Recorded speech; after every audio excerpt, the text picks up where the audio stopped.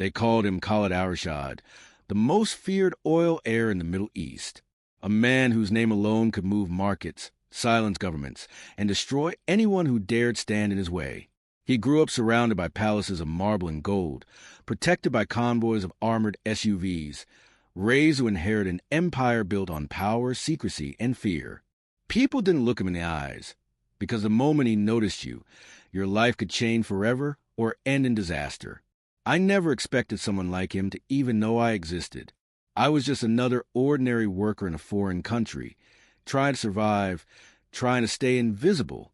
But everything changed the night his security team surrounded my apartment building. The night he stepped out of his black Escalade, looked straight at me, and said the words that would turn my life upside down. That was the moment I realized I wasn't invisible. I was his target. What he wanted from me, and why he chose me out of everyone around him, would lead to the most dangerous, emotional, and life-changing journey of my entire existence. But before we dive into this unbelievable story, make sure to subscribe to the channel, like this video, and turn on all notifications. That's how you help us bring more breathtaking stories like this one to you.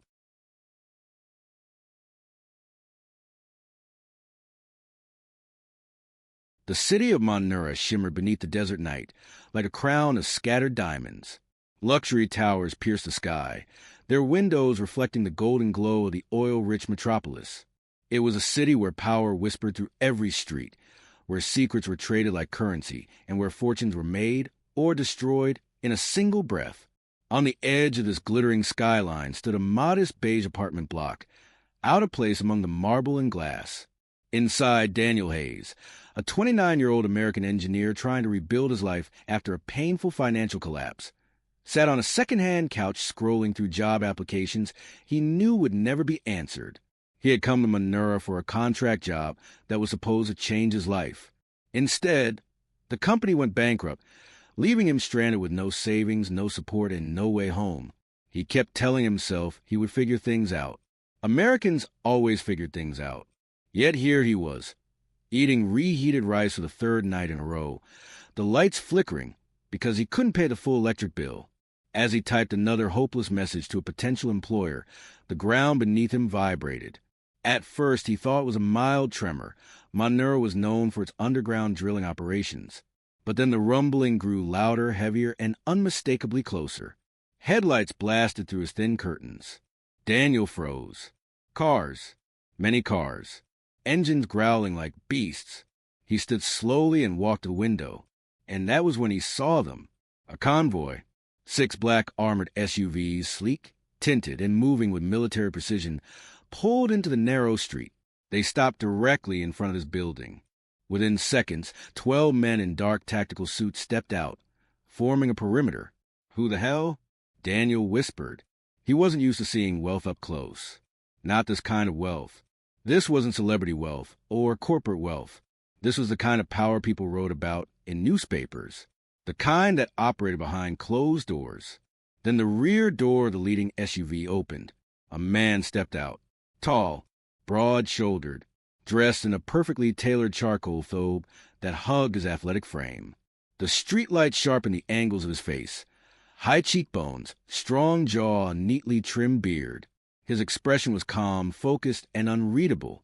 Even from the window, Daniel could feel something magnetic and dangerous emanating from him. It was Khalid al-Rashid, the heir, the most feared oil prince in the Middle East. A man so private that most people only knew him through rumors. Stories about ruthless business moves, whispered alliances, and the cold efficiency with which he dismantled anyone who threatened his empire.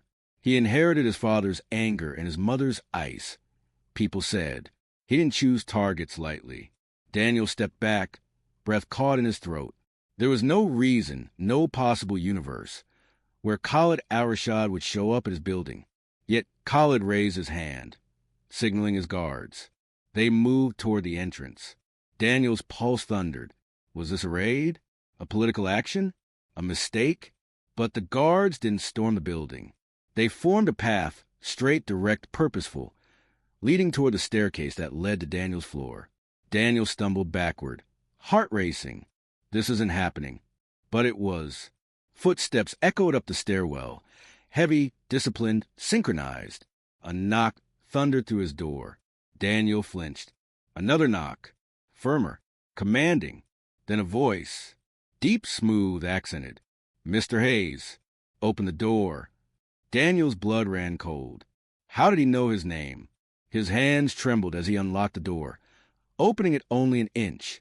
The hallway was filled with two massive security officers, and behind them, calm and composed, stood Khalid Al-Rashad himself.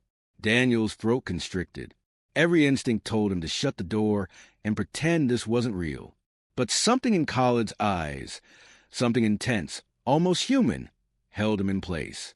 Khalid dismissed his guards with a small gesture.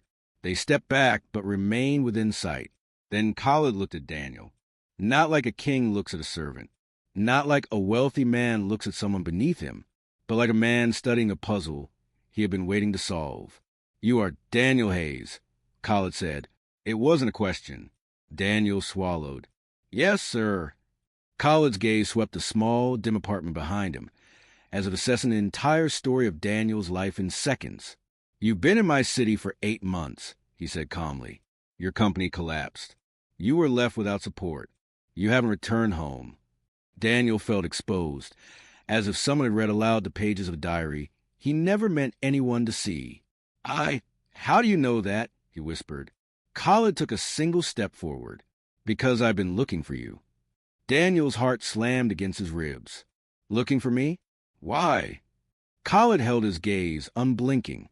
"Because, Daniel Hayes, I believe you're the man who tried to sabotage my oil terminal." The room spun. Sabotage? Him? Daniel's lips parted in disbelief, just as when the guards moved closer, tense and ready. Khalid raised a hand, preventing the guard from interfering. His voice was low, dangerous, and final. "Open your door. Let me inside, or I will drag the truth out of you right here." Daniel stood frozen, breath shaking. He didn't know what frightened him more, the accusation, or the possibility that Khalid Al-Rashad had chosen the wrong man, and that he might not survive the night.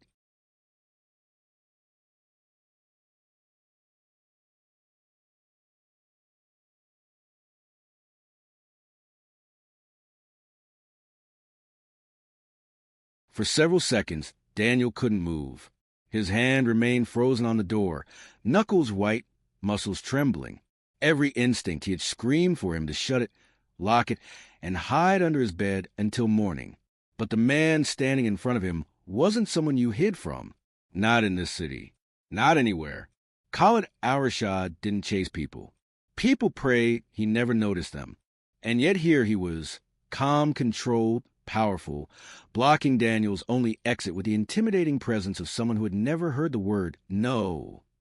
Daniel's voice cracked. "I didn't sabotage anything. I swear." Khalid's eyes narrowed, not with anger, but with a cold, analytical curiosity. He raised one hand and pressed against the door with gentle strength, reminding Daniel that resistance meant nothing. "Let me inside," he repeated. "We speak privately." Daniel opened the door fully. He didn't know if it was courage, fear, or the paralyzing shock of the moment, but his feet moved on their own. Khalid stepped inside with a slow, deliberate grace. Even in Daniel's dim apartment, he looked like someone carved from authority itself. Everything about him clean, precise, disciplined. The guards remained outside the door, forming a silent wall of protection. Inside, Khalid examined the apartment with a single sweep of his eyes. The peeling paint, the cheap furniture, the flickering light bulb, the empty fridge humming in the corner. Daniel felt exposed. Humiliated, Khalid turned to him. "You live simply." "I live cheaply," Daniel corrected under his breath. Khalid ignored the comment. He walked to the center of the room and stood, as if this run-down apartment was now a royal chamber. Daniel followed cautiously, swallowing the dryness in his throat. "Sit," Khalid ordered. Daniel hesitated. "Am I under investigation?" Khalid's gaze sharpened. "You are under my attention. That is more serious." Daniel sat. Khalid remained standing, his hands clasped behind his back, his voice steady and low. 2 nights ago, Someone attempted to breach one of my oil terminals. A coordinated attack. Security footage captured a person escaping on foot, a foreign male, medium height, wearing engineer's clothing. Daniel blinked rapidly. And you think that was me? I find it interesting, Khalid continued, that you disappeared from your registered address for several hours that same night. Daniel's stomach twisted. Because I was looking for a night shift job. I walked across half the city. I didn't break into anything. Khalid tilted his head slightly. Tell me, he said softly, why would a man with your qualifications reduce himself to this? You were one of the youngest engineers in your company. You had potential, but your life collapsed. Daniel felt the heat rise in his face. You don't know anything about my life. I know enough. Khalid lifted one eyebrow. Your employer left the country owing millions. All foreign contractors were abandoned. Your visa was tied to the job. You should have returned to the United States months ago. Daniel looked down. His voice cracked. I did have money for the plane ticket, or rent, or anything. Khalid watched him in silence. Daniel exhaled slowly. Look, if someone sabotaged your terminal, it wasn't me. I'm barely surviving. I just need a chance. Any chance. Khalid studied him, not with pity, with evaluation, like a man deciding whether a tool in his hand was useless or priceless. After several painfully long seconds, Khalid spoke again. My security team traced a lead, he said, a blurry image of a face. I sent it to one of my analysts. Daniel's heart pounded. Khalid leaned forward slightly. The analyst said the saboteur looked like you. Daniel's voice cracked with disbelief. Looked like me? That's the entire reason you're here. Khalid didn't react. I do not ignore possibilities. Daniel ran a hand through his hair. This is insane. On the contrary, Khalid said calmly, this is very simple. Someone tried to cripple my operations. I will find him. Tonight, I eliminate one possibility. Daniel opened his mouth to speak, but Khalid lifted his hand. I am not done. Daniel sat back, his pulse racing. Khalid took 2 steps closer, so close Daniel could see the faint scar beneath his jawline. A reminder that even princes bleed. I have reviewed your record, Khalid continued. You are an honest man, intelligent, under pressure, desperate, and desperation changes men. Daniel forced himself to hold Khalid's gaze. Desperate doesn't mean guilty. Khalid remained still, like a lion deciding whether its prey was worth chasing. You claim innocence, he said quietly. I want proof. Daniel frowned. What kind of proof? Khalid's eyes darkened with something unreadable. You will come with me. Daniel's chest tightened. What? Why? Where? Khalid stepped back, restoring the distance but not the safety. To my palace. You will stay under my supervision until my investigation concludes. Daniel's voice rose. You're taking me? Against my will? Khalid's face remained calm, expression carved from stone. If you were guilty, you would already be in chains, he said. If you are innocent, you should welcome the chance to clear your name. That's not a choice, Daniel whispered. It is the only choice, Khalid replied. Khalid turned toward the door, signaling his guards with a flick of his fingers. But then he paused, looked back, and said something Daniel didn't expect. Something that sent the convoy moved through the desert highways like a silent, armored serpent. Daniel sat in the back of the second SUV, sandwiched between 2 guards who didn't speak, didn't blink, didn't even acknowledge his existence. Their presence alone was enough to remind him that any wrong move, any sudden gesture, could end painfully. He stared out the window, watching the city lights fade behind them. Manura shrank into a distant glow as the cars surged into the open desert night. Heat rippled off the dunes even after sundown, and the moon cast silver light across the endless sand. Everything in Daniel's life had changed in less than an hour. He was no longer an anonymous foreigner struggling to survive. Now he was a potential suspect, or a target, or something else. The lead SUV carried Khalid al-Rashid. Daniel couldn't see him, but he could feel the man's presence, like gravity pulling everything into orbit. He still couldn't understand why the heir, someone with limitless resources, would personally come to his apartment. Why not send the police? Why not send the military? Unless this wasn't about justice. Unless this was personal. The convoy turned sharply, and Daniel felt the car descend. They entered a private underground roadway hidden beneath a cliff of carved stone. The tunnel lights flickered on, revealing walls engraved with ancient patterns, symbols of old tribes, oil dynasties, and the Al-Rashad family crest. The SUV engine hummed as they drove deeper. Then, finally, the tunnel opened. Daniel's breath caught. Ahead of them, illuminated by spotlights, stood Al-Rashad Palace, a modern fortress built on ancestral ground. Towering white columns, black glass windows, fountains glowing in blue light, a courtyard big enough to land a jet. Everything was symmetrical, powerful, imposing, built not for comfort, but for dominance. The cars slowed. Guards lined the entrance, each holding state-of-the-art weapons, and wearing expressions carved from stone. When Khalid stepped out of the lead SUV, every guard immediately lowered their heads in respect. Daniel was escorted out last. His legs trembled the moment his shoes touched the marble pavement. Everything around him felt unreal, like he had stepped into the pages of a story he was never meant to read. Khalid turned toward him, eyes sharp under the bright courtyard lights. "Follow me." Daniel obeyed. They walked through massive golden doors into a grand hall, where the air smelled faintly of incense and polished wood. The ceiling was a mosaic of stars, hand-painted by artisans flown in from different countries. The floors were black marble streaked with gold veins. Everything glowed under the soft light of chandelier flames. But despite the palace's beauty, Daniel noticed something else. Silence. The kind of silence that meant secrets lived in these walls. Khalid led him down a long corridor, his steps measured and confident. Daniel tried to match his pace, but the guard behind him created pressure, pushing him to keep up. At the end of the corridor, Khalid opened a door. Inside was a luxurious yet minimalistic guest suite. A large bed, a private bathroom, a window overlooking the desert cliffs. "This will be your room," Khalid said. "You are not a prisoner. Yet." Daniel swallowed. "And if I try to leave?" Khalid stepped closer, voice low. "You won't make it 3 steps past the door. So don't try." Daniel nodded stiffly. Khalid's gaze lingered on him, studying him, measuring him, trying to understand something invisible. Then he motioned to one of the guards. "Leave us." The guard bowed and closed the door behind him, leaving the 2 men alone. Khalid folded his hands behind his back. "I want you to understand the seriousness of the situation," he said quietly. 2 nights ago, someone tried to sabotage my terminal. Not just any terminal. The one my father built.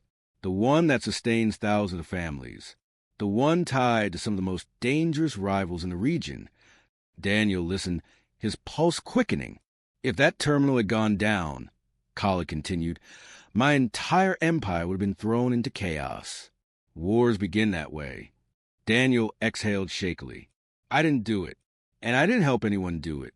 Khalid paced slowly. "Perhaps, but someone is making it look like you. Someone who knew your name, your past, your struggles. Someone inside my own network." Daniel stared. "Why would anyone frame me?" "That," Khalid said, "is what I intend to discover." A tense silence filled the room. Daniel felt the cold grip of fear tighten around his chest. Khalid finally stopped pacing and turned him again. "I need the truth, Daniel Hayes. Not guesses, not half-memories. Tell me everything you did the night of the attack." Daniel closed his eyes, replaying the night like a broken film reel.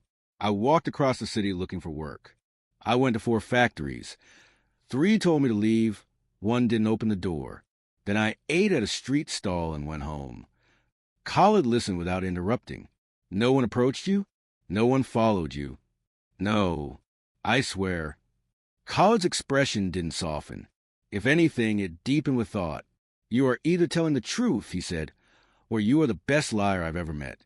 Daniel met his gaze, voice trembling with exhaustion. "Why would I lie? I have nothing. Nothing to gain. Nothing to protect." Khalid inhaled slowly through his nose. "That is exactly what concerns me." Daniel frowned. "Why?" Because men with nothing left, Khalid said, are the easiest to manipulate. The words hit Daniel like a blow. Before he could respond, the door burst open. One of Khalid's senior guards, older, tense, sweating, hurried inside.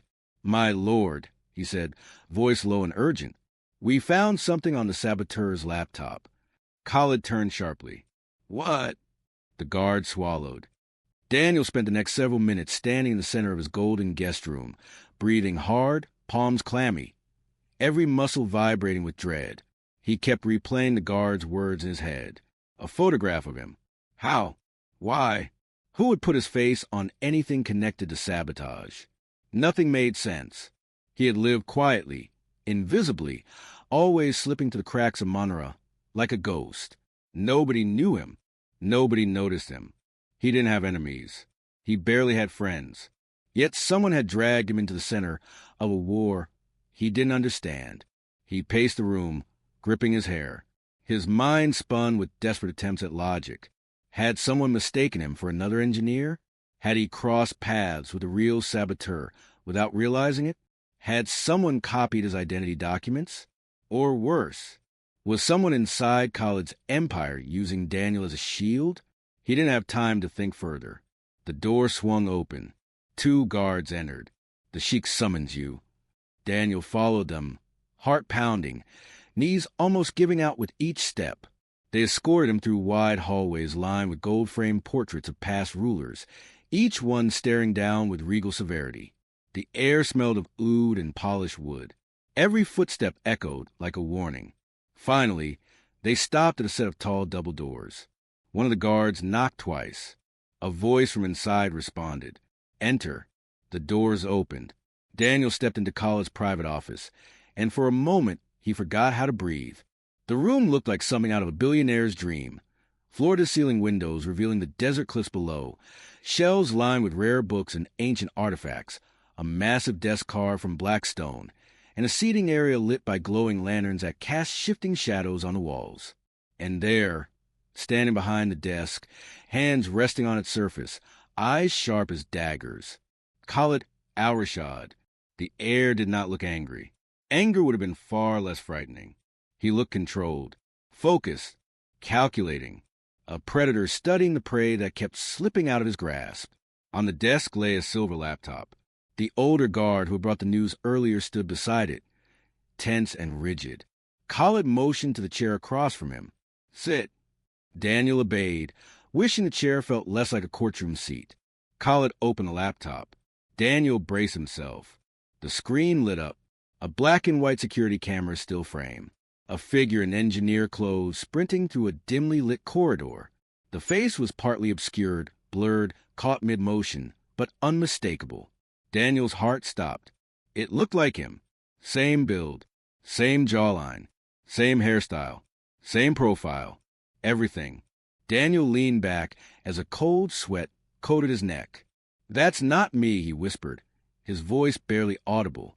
Khalid's eyes didn't blink. You are certain? Yes. Daniel insisted. I was never there. I swear to you. Khalid studied him with unnerving silence. Daniel swallowed hard. It's not me. Someone is framing me. Someone who wants you to believe I did this. Khalid closed the laptop slowly, hands deliberate. That, he said, is the only reason you are still alive. Daniel exhaled shakily, not sure if it was relief or terror. Khalid circled the desk and approached him. He stopped dangerously close. Close enough for Daniel to feel the heat of his presence. Close enough to sense the restrained power beneath his calm exterior. When a man truly wishes to hide guilt, Khalid said softly, his eyes shift, his hands fidget, his voice cracks. He looks to the floor. Daniel held his gaze, fighting panic. Khalid continued, you do none of these things. You look at me directly. You speak without calculating your words. Either you are the most skilled liar I have ever encountered. He leaned slightly closer. Or you are telling the truth. Daniel's chest tightened. I am telling the truth. Khalid stepped back, turning toward his desk. I believe you, he said. Daniel froze. The guard looked shocked. Khalid continued before either could speak. But belief is not proof. And someone inside my empire knows that. Someone who expects me to eliminate you without question. Daniel stood abruptly. Then why bring me here? Why risk bringing a possible suspect into your home? Khalid turned around slowly. You think too small. What? Khalid walked toward the large window overlooking the desert. If I had left you in that apartment, you would be dead right now. Whoever framed you wanted you accessible, disposable. Daniel's voice cracked. You really think someone is trying to kill me? Khalid lifted one hand, pointing toward the window. The desert stretched endlessly in the moonlight, quiet, empty, deceptively peaceful. In my world, Khalid said, men die not because they are guilty, but because they are useful. Daniel felt a shiver crawl up his spine. Useful for what? To distract me, to weaken me, to confuse my judgment. Khalid exhaled slowly. Every move against me is precise, calculated. If someone framed you, it was done with purpose. Daniel clung to the edge of the desk for stability. Khalid met his eyes again. You are either a pawn, his voice deepened, or the key to understanding who is trying to sink my empire. Daniel shook his head. But I don't know anything. I'm nobody. Khalid's expression shifted just slightly. You are not nobody, he said. Not to the person who chose you. Daniel stared at him, breath lodged in his chest. Khalid continued. I will find who did this. And when I do, every secret will be exposed. Another silence fell between them. Heavy, electrifying, dangerous. Daniel finally managed to speak. What happens now? Khalid walked toward him, stopping one step away. Now, he said, you stay where I can see you. The door opened suddenly. A younger guard rushed in, face pale. My lord, there's been another attack. Khalid tensed. Where? The guard swallowed. On your northern pipeline. And the footage shows the same man. Daniel felt the ground vanish beneath him. Khalid's expression turned to steel. The northern pipeline attack changed everything. If the first sabotage attempt had been alarming, the second one, occurring while Daniel was locked inside Khalid's palace, sent shockwaves through the entire Arashad Empire. By sunrise, every major oil syndicate in the region knew someone was targeting the heir. Rumors spread like wildfire. Foreign investors panicked. Rivals celebrated quietly in their gilded rooms. But inside the palace, tension became something deeper. Paranoia, betrayal, fear. And at the center of it all stood Daniel Hayes, the one man who couldn't possibly be responsible, yet appeared in every piece of evidence. Khalid ordered a full lockdown at dawn. No one entered. No one left. Dozens of guards patrolled the halls with tight jaws and loaded rifles. Servants whispered in corners. Ministers demanded explanations. The royal council sent urgent messages requesting Khalid's presence. He ignored them all. His attention was laser-focused on a single objective, finding the traitor inside his house. Daniel sat in the guest suite with his hands clasped, staring at the wall as if the paint held answers. He barely slept. Every time he closed his eyes, he saw the blurred face from the sabotage footage, a face that looked disturbingly like his. A knock echoed at the door. A guard. The sheik summons you. Daniel followed him through the palace corridors once again, but this time everything felt different. The air hummed with tension. Every guard they passed eyed Daniel with suspicion, gripping their weapons tighter, as if they were a moment away from deciding whether to shoot. The guard opened the door to a private surveillance room. Screens lined the walls, each displaying live footage from different parts of the kingdom. Analysts and technicians worked at terminals with frantic urgency. Khalid stood in the center of the room, arms crossed, expression carved from iron. When he saw Daniel, he gestured him forward. Look! One of the screens displayed the northern pipeline camera. Another grainy image of the saboteur. Same build, same movements, same silhouette. Daniel felt his stomach twist. It really does look like me. It is not you, Khalid said. I have confirmed her alibi. But someone wants the world to think otherwise. Daniel swallowed. So, what do we do now? Khalid nodded toward the technicians. Bring up the facial overlay. On the screen, an AI-generated reconstruction compared Daniel's real face with the saboteurs. The lines matched. The jawline matched. Even the cheekbones aligned perfectly. But then the overlay shifted, and their subtle but unmistakable appeared distortions, micro inconsistencies, digitally manipulated areas. "It's a fake," Daniel whispered. "A near-perfect one," Khalid replied. "Someone has technology no outsider should possess." Daniel looked at him. "So this is an inside job. Someone with access to high-level imaging tools. Someone with access to your terminals. Someone who knows your movements." Khalid nodded slowly. "Exactly." Silence. Heavy. Dangerous. Daniel hesitated. "You said someone wanted me dead if I stayed in my apartment. Do you still think that?" Khalid's jaw tightened. "Yes." "Why?" Khalid turned fully toward him. "Because someone chose you for a reason. Someone knew I would not ignore your involvement. Someone wanted to manipulate my judgment using you." Daniel frowned. "But why me? I'm just a broke engineer from the U.S. Khalid stared at him for a long moment. Then he said something unexpected. "Your father." Daniel blinked. "My father? What does he have to do with this?" "James Hayes," Khalid said carefully, "worked for North Star Petrotech for 12 years. That company was once a silent partner of Al-Rashad Oil until a very public fallout with my father." Daniel felt his heart drop. "My dad never told me anything about that." "He wouldn't," Khalid replied. "The deal ended badly. It cost both sides millions. Your father was one of the engineers involved in the final project." Daniel ran a hand through his hair, overwhelmed. "You think someone connected me to him? After all these years?" "It is possible," Khalid said. "Old enemies never die in my world. They just wait." Before Daniel could respond, a shrill alarm suddenly cut through the room. Lights flashed. Guards rushed to terminals. Khalid stiffened. "Report." A technician shouted. "Unauthorized movement detected in the East Wing, my lord. Restricted area." Khalid sprang into action. "Pull the camera feed." The screen shifted to a hallway deep inside the palace, one reserved for senior strategists and trusted Inner Circle members. A shadowed figure moved quickly, head down, avoiding cameras with calculated precision. Khalid's eyes hardened. That hallway requires clearance only 5 people possess.